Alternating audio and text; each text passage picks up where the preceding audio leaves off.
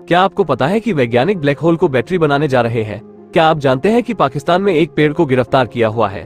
और क्या आप जानते हैं कि बुर्ज खलीफा में एक 1 BHK फ्लैट की क्या कीमत है? आइए जानते हैं इसी प्रकार के बहुत सारे होश उड़ाने वाले रोचक तथ्य पर। उससे पहले आप हमारे चैनल को सब्सक्राइब जरूर करें। फैक्ट नंबर 1, ब्लैक होल के अंदर की ग्रेविटी यानी गुरुत्वाकर्षण शक्ति इतनी ज्यादा ताकतवर होती है कि इससे कोई भी निकल नहीं पाता।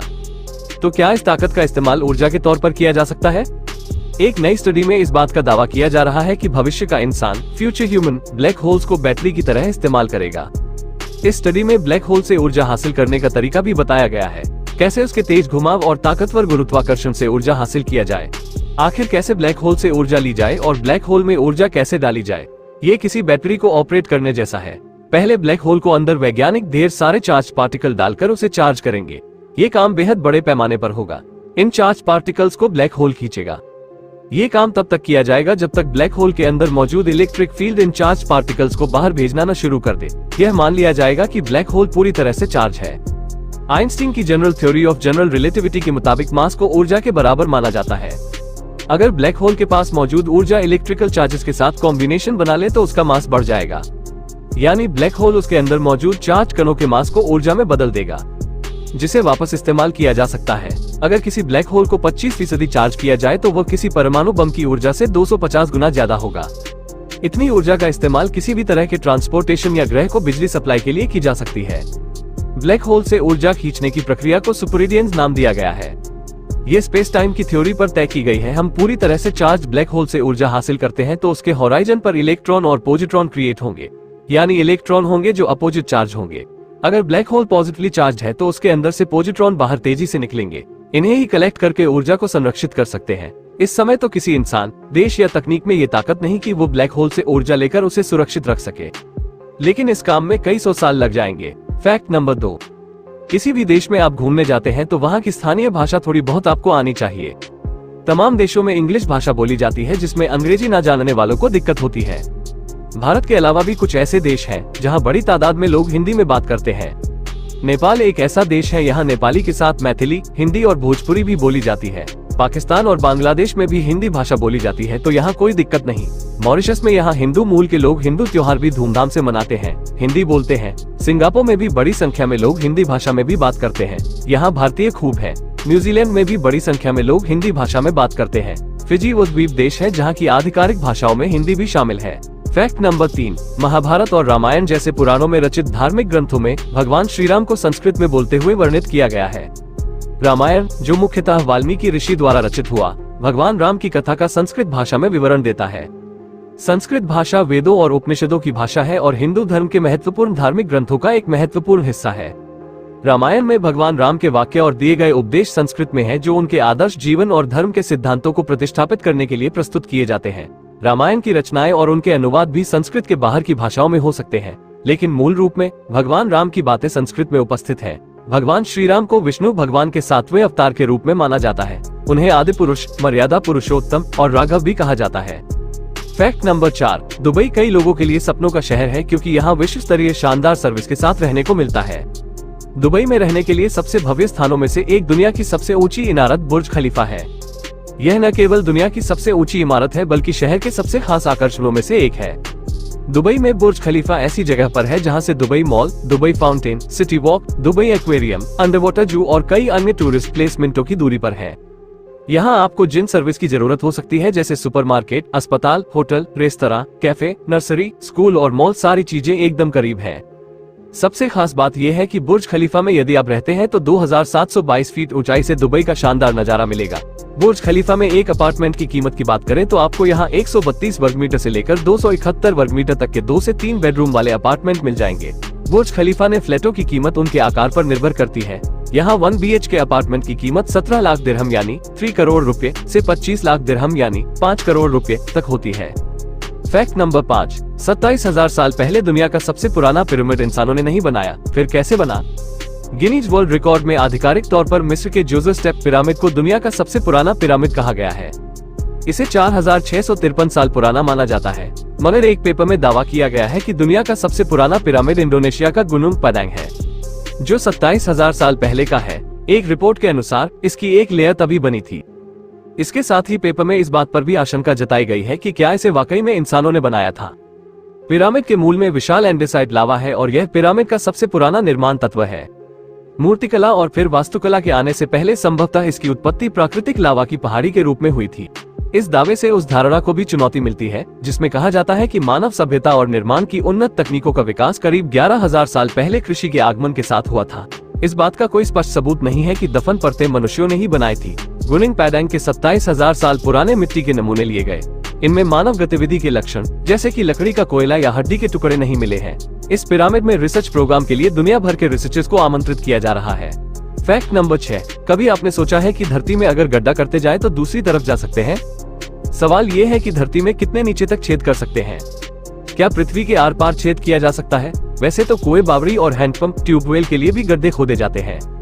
पृथ्वी पर सबसे गहरा गड्ढा रूस में 1989 में खोदा गया। इसका नाम कोला सुपरडीप बोरहोल रखा गया था। इस गड्ढे की खुदाई के लिए मशीनों की भी मदद ली गई थी। इस गड्ढे की गहराई 12,262 मीटर थी और अंदर तापमान 180 डिग्री था। जून में चीन ने ऐलान किया कि वो धरती पर 11 किलोमीटर से ज्यादा गहरा गड्ढा खोदेगा। माना गया है कि चीन की नजर धरती के अंदर छिपे खजाने पर है। इससे हम मान सकते हैं कि धरती के आर पार गड्ढा नहीं खोदा जा सकता। फैक्ट नंबर 7, एक समय था जब धरती पर विशालकाय जानवरों का राज हुआ करता था, जिसमें डायनासोर भी शामिल थे। वहीं डायनासोर के जमाने में कुछ समुद्री जीव भी बड़े ही विशालकाय और खतरनाक होते थे, जिन्हें देखकर ही कोई भी डर जाए। वैज्ञानिकों ने ऐसे ही विशालकाय ब्लू ड्रैगन राक्षस का जीवाश्म खोज निकाला है, जो 72 मिलियन साल पहले प्रागैतिहासिक प्रशांत महासागर में रहता था। वैज्ञानिकों ने बताया कि यह ब्लू ड्रैगन एक मोसासो था, जो लेट क्रेटेशियस काल का एक विलुप्त और बड़ा समुद्री सरीसृप था।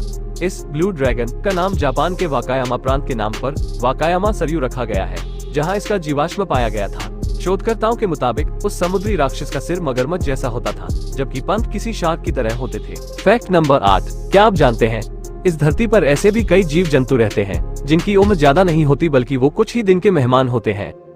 खरगोश ये ऐसे जानवर हैं जो बड़े ही मासूम और क्यूट दिखते हैं, लेकिन इनकी उम्र सिर्फ 8 से 12 साल ही होती है। गिनी पिग्स साउथ अमेरिका में पाया जाने वाला ये छोटा सा जानवर सिर्फ 4 से 8 साल ही जीता है। इनका वजन मात्र 800 से 1200 ग्राम ही होता है। चूहा लगभग हर देश में और हर घर में दिखने वाला ये छोटा सा जीव ज्यादा से ज्यादा 1 साल तक ही जीता है। ड्रैगन फ्लाई 4 पंखों वाले इस जीव की उम्र 4 महीने से भी कम होती है। हाँ, कुछ ड्रैगन फ्लाई 4 महीने तक भी जिंदा रह जाती हैं, पर इससे ज्यादा नहीं। हाउस फ्लाई घर में उड़ने वाले मक्खियाँ तो आपने बहुत देखी होंगी, पर ये नहीं जानते होंगे कि इनकी उम्र महज 4 हफ्ते यानी 1 महीने ही होती है। मच्छर दुनिया में तरह तरह की बीमारियां फैलाने वाला ये जीव सबसे कम समय तक जीने वाला जीव है। इनका जीवन काल सिर्फ और सिर्फ 24 घंटे यानी 1 दिन का ही होता है। फैक्ट नंबर 9, पाकिस्तान में सैकड़ों साल से गिरफ्तार है ये पेड़। आइए जानते हैं मस्त जानकारी। 118 सालों से जंजीरों में कैद है ये पेड़। बरगद के इस पेड़ को सालों पहले अंग्रेजों ने बेड़ियों में जकड़ दिया था। ये पेड़ पाकिस्तान की लांडी कोटल आर्मी में स्थित है। किस्सा उस वक्त का है जब हमारा देश अंग्रेजों की गुलामी कर रहा था। 1898 में ब्रिटिश अफसर जेम्स सिक्वेड ने नशे की हालत में पेड़ को गिरफ्तार करा लिया था। जेम्स सिक्वेड को लगा कि पेड़ उसकी ओर आ रहा है और हमला कर रहा है। घबराकर उसने अपने आदमियों को पेड़ को गिरफ्तार करने का हुक्म दे दिया। तब से लेकर आज तक वो पेड़ जंजीरों में जकड़ा हुआ है। पेड़ पर एक बोर्ड लगा हुआ है जिसमें लिखा है I am arrest. Fact number 10, Hindu मान्यता है कि पाकिस्तान के लाहौर शहर को भगवान राम के पुत्र लव ने बसाया था। पहले इसे लवपुरी कहा जाता था। जब भगवान राम ने वानप्रस्थ जाने का फैसला किया तो उन्होंने लव और कुश को राजकाज सौंप दिया। लव को पंजाब इलाका मिला जिसकी राजधानी लवपुरी थी। पाकिस्तान में लव के नाम से एक मंदिर भी है जो लाहौर किले में है। सिख साम्राज्य के दौरान इस मंदिर को बनाया गया था। लाहौर पहले आर्य समाज का गढ़ हुआ करता था। हिंदू, मुगल, सिख, पठान और ब्रिटिश साम्राज्य की मिली जुली संस्कृति थी। लाहौर से 53 किलोमीटर दूर कसूर शहर है जिसका नाम कुश के नाम पर रखा गया है। दावा किया जाता है कि लाहौर शहर 4000 साल पुराना है। अरब आक्रमण से पहले यहाँ कई बड़े हिंदू और बौद्ध शासक हुए। तिब्बी बाजार लाहौर का भीड़भाड़ वाला इलाका है। इस बाजार में एक प्राचीन शिव मंदिर भी है जिसे तिब्बी वाला शिवालय कहते हैं। फैक्ट नंबर 11, दुनिया भर में बड़ी तादाद में ऐसे देश हैं जो कभी ना कभी गुलाम रहे। कोई देश तो सैकड़ों सालों तक गुलाम रहा, तो किसी देश को दशकों तक गुलामी की जंजीर में जकड़े रखा गया। इसमें भारत का पड़ोसी देश श्रीलंका भी शामिल है। क्या आप जानते हैं कि श्रीलंका को किस देश ने गुलाम बनाया? नॉलेज की सीरीज में आपको ऐसी ही गजब की जानकारी देंगे। जानकर चौंक जाएंगे कि श्रीलंका पर दशकों तक यूनाइटेड किंगडम ने राज किया। साल 1948 में श्रीलंका को अंग्रेजों से आजादी मिली। श्रीलंका हर साल 4 फरवरी को अपना स्वतंत्रता दिवस मनाता है। फैक्ट नंबर 12, समुद्र की दुनिया भी बड़ी ही विचित्र होती है जो अक्सर लोगों को हैरान और सोचने पर मजबूर कर देती है। कई बार समुद्र के अंदर ऐसे अजीबोगरीब जीव दिख जाते हैं जिन्हें हमने पहले कभी देखा तक नहीं होता है। आपने डॉल्फिन तो बहुत देखी होगी, लेकिन क्या कभी अंगूठे वाली डॉल्फिन देखी है? समुद्र में ऐसी ही एक विचित्र डॉल्फिन दिखी है। शोधकर्ताओं ने पहली बार स्थायी रूप से 2 अंगूठे वाली डॉल्फिन देखी है। उसे देखकर ऐसा लग रहा था जैसे उसके पास एक अंगूठा और एक अनामिका उंगली थी। उंगलियों वाली ये विचित्र डॉल्फिन ग्रीस के समुद्र में दिखी है। तब शोधकर्ता सैकड़ों धारीदार डॉल्फिनों पर रिसर्च कर रहे थे। अंगूठे वाली ये डॉल्फिन निश्चित रूप से अजीब है और वैज्ञानिक ये भी नहीं मान रहे हैं कि ऐसा किसी बीमारी के कारण हुआ होगा। इस अजीबोगरीब डॉल्फिन की खोज अलेक्जेंड्रोस फ्रांसिस और उनकी टीम ने किया था, जो अब चर्चा में है। फैक्ट नंबर 13, आपने कभी न कभी पहाड़ों की सैर की होगी। पहाड़ हमें रोमांचित करते हैं। आप जानते ही होंगे कि पहाड़ों में भारत के कई शहर, कस्बे और गांव बसे हैं। लेकिन क्या आपने कभी दुनिया के सबसे ऊंचाई पर बसे गांव के बारे में सुना है? खैर कोई बात नहीं, अगर आपको नहीं पता तो इसमें हैरान होने वाली कोई बात नहीं। हिमाचल के शिमला के किब्बर गांव को दुनिया का सबसे ऊंचा गांव माना जाता है।